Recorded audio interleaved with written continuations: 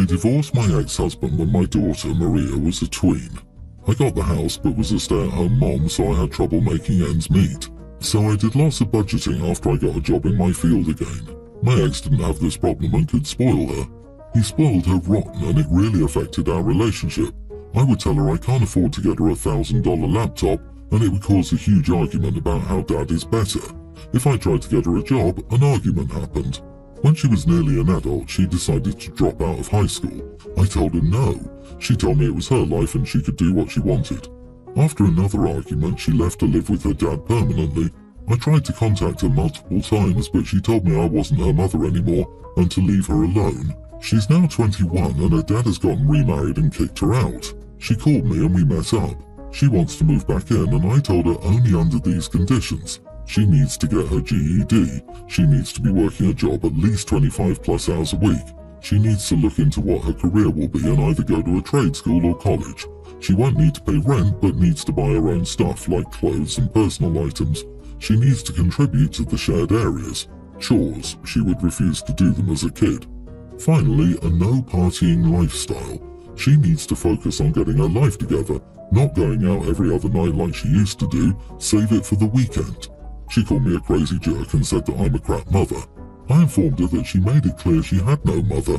She stormed out and I'm getting texts. Am I the idiot for telling my daughter that she made it clear she has no mother and for having a long list of things she must do to move back in? Not the idiot. Those are completely reasonable requests. Beyond reasonable even.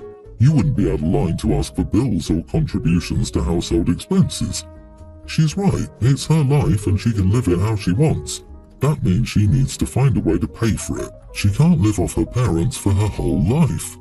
It sounds like she was getting a free ride from dad and now that's gone, she's learning the hard way what actual adulting looks like. The partying lifestyle thing is the only one close to being aligned, but again, your house, your rules. It's entirely fair for you not to want your roommate coming home intoxicated at 2 AM every morning and being loud and disruptive. If she wants to go out every night, let her find her own place or roommates who are into that. I noticed that an apology isn't at the top of the list. Her dad spoiled her. Now he's off to other things. Her reaction to your requirement indicates that she doesn't want a relationship. She's looking to mooch off of you and make your life a nightmare again. Don't block her, but do ignore her texts. That kind of behavior doesn't deserve a response. This completely. The only reason she's back is because she's being kicked out. She doesn't want to rebuild a relationship with her mother. She's just been spoiled to the point where she can't cope independently and needs someone to pick up where her dad's left off. And I'm willing to bet dad only spoiled her so she'd give mom crap daily over little crap, which appears to have worked. Now dad's bored of it and wants to move on to his next thing without the burden of his bratty child that he knows full well will interfere with his new relationship. Correction. His new wife is not down with daddy's party girl. Daughter got shipped back to mommy because if not, then daddy ain't getting any.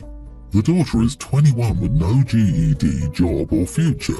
She can figure out her living situation or abide by your very reasonable rules. She got her free ride as a kid and wasted it. Now it's time to join the real world. Good luck to her finding a better offer. Mini update. Thanks for your replies. The new wife hates her and has literally called her a waste of space. She clarified that she won't be in the home since she's a bad influence and a drain of money. I don't blame her for that opinion.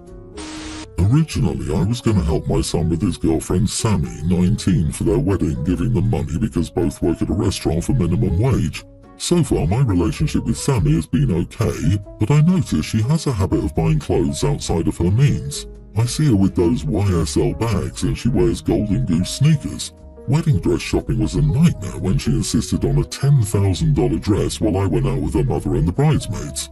I asked her, doesn't that seem excessive for the small wedding you're having? And she said she could afford the dress she wanted since I was paying for the wedding. Her getting a $10,000 dress defeats my whole purpose of paying for the wedding because I didn't want my son to be in a boatload of debt. It started as an argument with her mother about how her daughter is a princess, and I said no, her daughter works at Chili's and doesn't even have a high school education, while my son has been taking classes at community college, so he doesn't take out a dreaded student loan. I also pay for that. Everyone was extremely angry with me after that, and I told my son I no longer support his marriage and I would take the wedding funds for his education, but please don't marry Sammy. He hasn't been talking to me, saying he loves her, and it was really awful of me to withdraw money from the wedding because Sammy and her mom put the down payment on the dress on Sammy's mom's credit card. As of right now, if I don't help with the wedding, I'm not invited if I don't help with paying it. My son is acting stupid about the whole thing, and I don't know how to talk some sense into him without being an even bigger idiot. Not the idiot, and my favourite response to "my daughter is a princess" is now "your daughter works at Chili's." If she's a real princess, then she should have some substantial opinions on infrastructure and how to stimulate the economic growth of her kingdom without immediately resorting to waging war on neighbouring kingdoms. A $10,000 dress? Yikes! I'm flabbergasted. You are a couple, both work as servers, and you think spending $10,000 on a dress is smart? Wouldn't it make more sense to tie the knot at City Hall and ask OP to host a brunch for immediate family? But I'm also amazed at the sheer nerve of daughter-in-law's mom to say her daughter is a princess and deserves that dress. Okay, cool. Then daughter-in-law's mom should pay for it. A teenager working minimum wage should not be getting married, and definitely not in a $10,000 dress. This marriage has disaster written all over it. OP, you've worked hard to teach your son to be financially responsible, and he's marrying a child who has zero intention of living within her means. Her mother has enabled her to believe that someone else is responsible for providing everything she wants. Unfortunately, your son is young and blinded by love. The only thing you can do is continue to invest in him and his education. Talk to him about their short and intermediate plans. How do they plan on supporting themselves? Will he move into her mom's house while he finishes school, or will he drop out of college to earn enough to feed them? You might consider giving him or them a financial planning course and a round of premarital counseling. Money is the second most commonly cited reason for divorce. The first is infidelity, and your future daughter-in-law sounds ripe for cheating with someone better off than your son. I, female 39, have a very insecure daughter, a young teen, who has a depressingly unhealthy obsession with her looks. She often avoids mirrors and pictures because her mood instantly drains when she sees herself. She constantly asks her father and me if we think she's pretty, and we always tell her the same thing, that she's a beautiful girl inside and out. As I understand how most teenage girls are with their body image, as I was at one point myself, my daughter's vanity is not only becoming exhausting to those around her, but I fear it's causing her to lose herself slowly. Yesterday I decided to sit her down to chat about this, discuss what's bothering her, and see if she's willing to visit a therapist. She told me she didn't want to talk about it, but as her mother, of course, I was going to be worried about her, so I insisted. She finally agreed. A few minutes into this conversation, she asked, "Mom, I want you to be completely honest with me. That means no sugarcoating. The kids at my school think I'm ugly and say I look like a bird because I have a big nose. Do you really think I'm beautiful, or are you just lying?" I'm an honest person, so I gave her the most honest answer I had. I told her she was average looking like most people in the world are, and that having an average appearance is not so bad. She immediately got up, left without saying a word, and just went into her room for the rest of the night. Today she's been cold and distant, and I think I upset her, which wasn't my intention at all. Am I the idiot? Of course you are the idiot. I'm an honest person is a weird reason to sit a child down and essentially confirm, in her mind, that you're a liar and she's as ugly as the other kids say she is. Look, this isn't one of your girlfriends asking you for your honest opinion on whether she could be a supermodel. It's not even your kid asking if you think he's smart enough to get into Yale. This is your child asking if you think she's beautiful while she's being bullied for being ugly to the point where she can't look in a mirror. Mom, am I pretty? Sweetie, you're average like most of the ugly people of the world are. Help, my daughter won't talk to me. Why? Info, what are you going to do now that you know she's being bullied?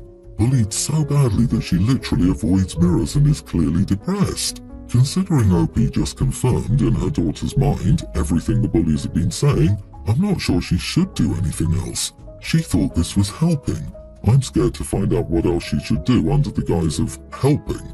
I feel bad for this poor girl because, in her eyes, her mom has been lying to her and is now one of the bullies. Every kid should be beautiful in their parents' eyes, as they deserve to know it daily. I got called ugly all through high school. I don't know how I would feel if my mom called my response vanity. I used to look in mirrors and try to figure out how I could be less ugly. I still think I'm ugly, It's not vanity, it's distressing. Don't know what I would have done if my mom called me average. Maybe never leave the house again. What is it with parents thinking it's okay to tell their kids they're not attractive? We all know how many relatives exaggerate how brilliant and charming and attractive we are. We take it with a pinch of salt.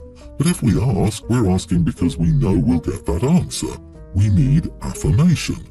You know she's insecure, so why make her more insecure? You're not a therapist. Don't try to be. Be a mum. I, 56 female, have twin daughters, Ava and Susie, 25, with my husband, 57. Ava and Susie have always been complete opposites, but they were best friends just before they moved away for college. Ava got into one of the best schools in the country and moved across the country for it, and Susie got into a good school but not as great as the one Ava got into. And this is where the problems began. Susie started making digs at Ava and making jokes that the college only accepted her for diversity reasons. Ava wouldn't let Susie say mean things about her without fighting back, so it was an entire summer of fighting and hostility in our household, no matter what my husband and I did to try to solve it. Susie's situation at college wasn't great. She got into hard sugar in college and was expelled in her second year for doing them on campus. She had to move back home and go to rehab. Rehab failed a lot of times, but we didn't give up on her. Ava would return home several times a year to see and support her sister. We were doing whatever we could to help Susie get her life back on track. Last year was the first time Susie's rehab actually worked for months after she finished the treatment, and she even got a part-time job. Things were and still are looking promising. She hasn't gone back to sugar and she's now working 30-ish hours a week. She's exercising and writing poetry and painting. We're so incredibly proud of her. Ava graduated with an undergraduate and a master's degree. My husband and I flew to her city for both graduations. Susie couldn't come to Ava's master's graduation because she said she couldn't take the time off work. She hasn't taken time off work the entire year, so I'm kind of doubtful that she would be denied time off, but I didn't push the issue. I figured she didn't want to go. Anyway, my husband and I went and we took loads of pictures, some of which I posted on Facebook. A lot of my friends and family were commenting on the post, congratulating Ava and wishing her well. I got a call from Susie about 30 minutes after I posted it, asking if I could delete it. I asked her why and she couldn't initially give me a reason. I said I'm not deleting it without a good reason since all I did was post about Ava's graduation. She said if I keep posting about Ava's achievements and none of hers, she's going to look like a failure to everyone and they're all going to wonder why Ava has done so well in life and she hasn't. I said I don't post about her because she doesn't ever want me to. I once wanted to post the very first big canvas she painted on Facebook, and she asked me not to because she thought it wasn't something good enough to post or be proud of in comparison to what other people her age are achieving. I always try to assure her that we're proud of her, and how far she's come is something she should also be proud of herself for, but she still doesn't ever want me to post anything about her on Facebook, so I don't. I told Susie that her feelings are valid, but Ava deserves to be celebrated, and that maybe she can talk about her feelings about this whole thing with her therapist, and find a way to cope, because living like this isn't fair to either of them.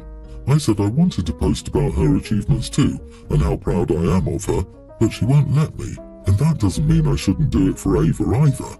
I was going to ask Ava whether she minds if I take it down, but honestly, I think Susie needs to deal with this problem with her therapist instead of forbidding us to celebrate Ava on social media.